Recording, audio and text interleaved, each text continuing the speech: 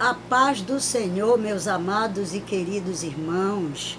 É um prazer estar convosco mais uma vez, nesse quarto trimestre de 2024, lição 8.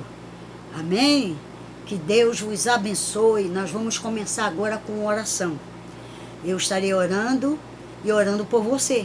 Amém? Pai querido, diante da tua presença, eu quero te agradecer por esta oportunidade, pelo teu amor, a tua misericórdia sobre cada um de nós. Obrigada por esse privilégio. Te dou graça pela vida do nosso pastor presidente, José Carlos.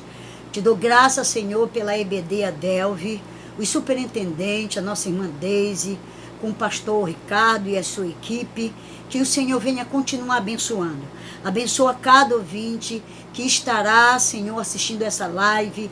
Abençoa cada compartilhamento. Que o teu nome venha a ser glorificado e que o teu Espírito Santo ele venha falar o que nós não conseguimos transmitir nesta tarde, neste dia.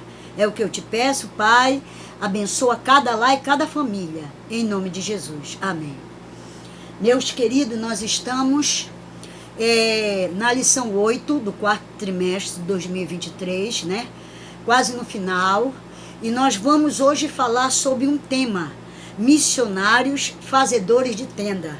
Mas eu quero compartilhar aquilo que o Espírito Santo falou ao meu coração, sobre um subtema sobre esta lição, né? Faça de sua profissão um campo missionário. Faça de sua profissão um campo missionário.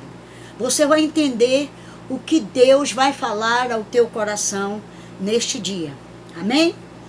Nós vamos dar prosseguimento aqui.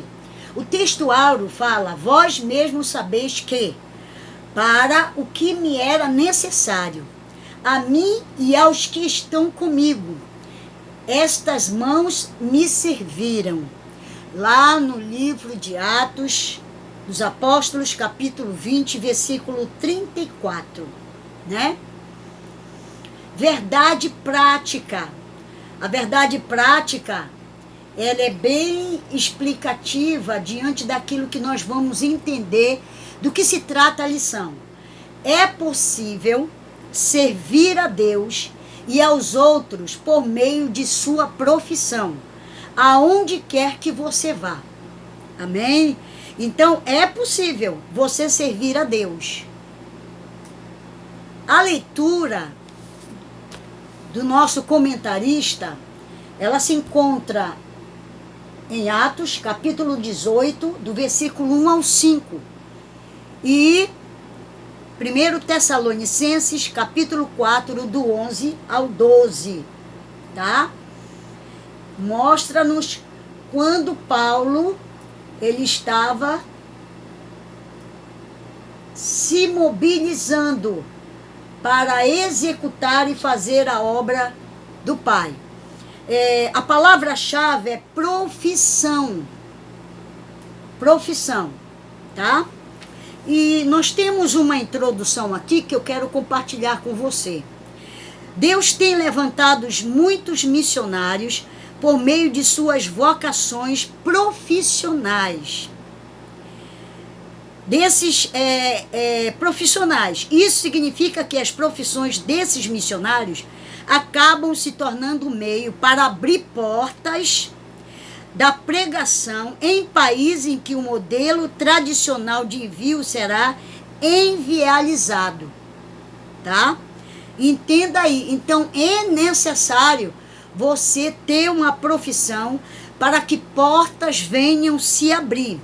À luz do exemplo do apóstolo Paulo, Priscila e Áquila, veremos que é perfeitamente possível conciliar o chamado missionário com a profissão. Que o Espírito Santo toque os corações, de modo que os contextos profissionais se tornem contextos missionários, tá? Entenda aí, Deus, ele traz uma unidade, tá? Algo que vai trazer uma unidade através do Espírito Santo, para que possamos ter êxito na vocação na qual o Senhor nos designou para cumprirmos a nossa missão. Até que ponto a vida profissional e o chamado missionário podem e devem se encontrar para a glória de Deus, tá? Nós temos algumas perguntas aqui que são propositalmente, né? É preciso abandonar a vocação profissional para exercer o chamado missionário? Só existe apenas um modelo de chamado missionário? Chamado missionário e vida profissional são irreconciliáveis, tá? Então nós vamos aprender através desta lição, da lição 8, que é possível sim conciliar, principalmente nesse período que nós estamos, de grandes desafios missionários, tá? O primeiro tópico, ele fala o seguinte, mas eu quero trazer aqui, para a gente entender, a palavra vocação. O que é vocação? Disposição natural e espontânea que orienta uma pessoa no sentido de uma atitude, uma função ou profissão, pendor, propensão, tendência, lá no dicionário Ovais, tá? Então a gente entende que a vocação é isso, é algo natural, espontâneo, ou seja, é algo que já vem com você, tá? É algo que já vem com você. E quem te deu? Foi o próprio Deus que te deu. Amém? Glória a Deus. A gente entende aqui que há muitas formas de servir a Deus e aos outros, inclusive por meio da nossa profissão, tá? Primeiro item, a vida profissional de Paulo e sua vocação ministerial. É interessante essa lição que você vai ver que lá atrás Paulo, ele foi ensinado pelos seus pais, principalmente o pai, né? A ter um ofício, a ter uma vocação. Preste bem atenção. A profissão do apóstolo Paulo era fazedor de tenda ou trabalhadores em couro. Paulo dividia o tempo entre fabricar tendas e anunciar as boas novas, tá? As boas novas do nosso Senhor Jesus Cristo. Aí eu trago outra palavra aqui sobre ofício. Quaisquer atividade especializada de trabalho exercida por alguém de forma definitiva ou temporária, que foi o caso de Paulo. Paulo, ele, na caminhada para ele exercer a vocação, né, o chamado de Deus, ele já tinha essa vocação de fazer tenda, tá?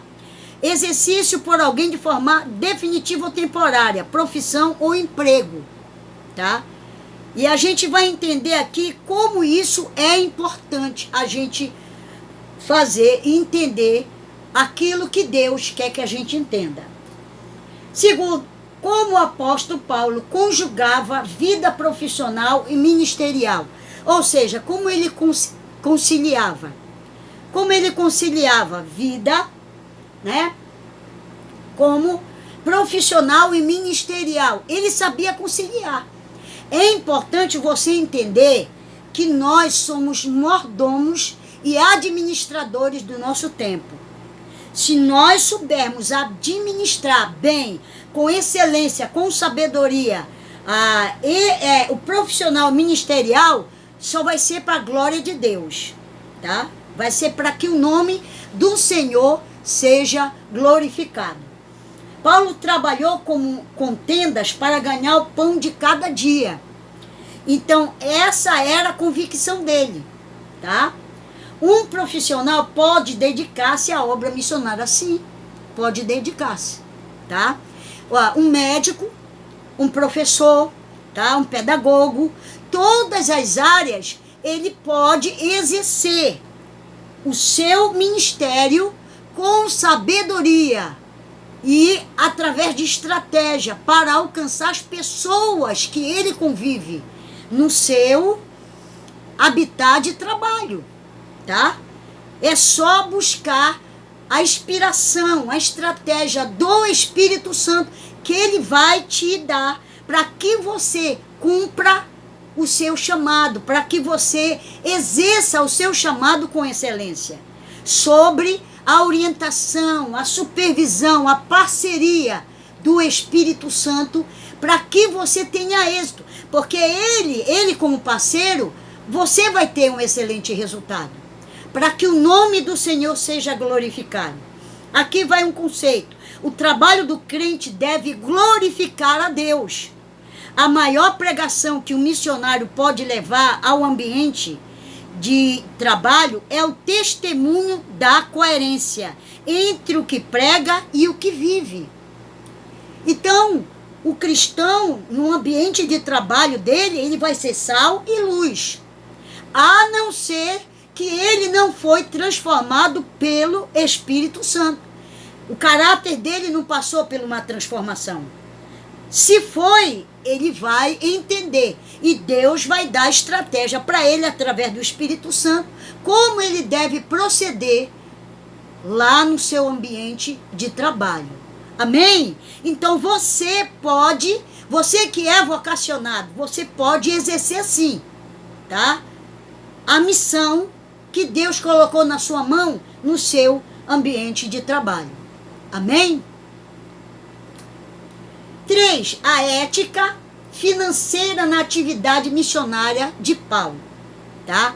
Em tempos difíceis, essa é a estratégia. Paulo considerava correto os ministros receberem ajuda econômica. Ele falou sobre isso. E o próprio Jesus também. Tá? Geralmente não aceitava nem exigia as ofertas em dinheiro. Certo? E aí eu vou entender porque o Senhor, quando eu vou ministrar, quando eu vou dar palestra, quando eu vou aonde o Senhor me leva, ele havia falado para mim logo no começo do ministério, não cobre, não cobre. Então hoje a gente entende muita coisa. Por quê? Porque muitas pessoas, né, elas vivem do evangelho, é de forma legal. Mas muitos picaretas, eles entram nesse mistério, tá? Então a gente vai entender aqui que Paulo considerava correto os ministros receberem ajuda financeira, econômica. Geralmente não aceitava nem exigia ofertas em dinheiro, tá? Nós vamos entender. Aí o que a gente entende na sinopese? O apóstolo Paulo relacionou a vida ministerial com a profissional. Ele fez, olha, ele fez uma parceria aí, tá? Pode ser feito isso? Sim, de forma excelente. Você que trabalha em Uber, leve folheto, converse. Essa semana o Senhor me colocou no Uber, eu comecei a falar de Jesus para aquele moço chamado João. Então, aproveite todas as oportunidades que Deus ele te der, tá? Porque o nome do Senhor vai ser glorificado. Amém?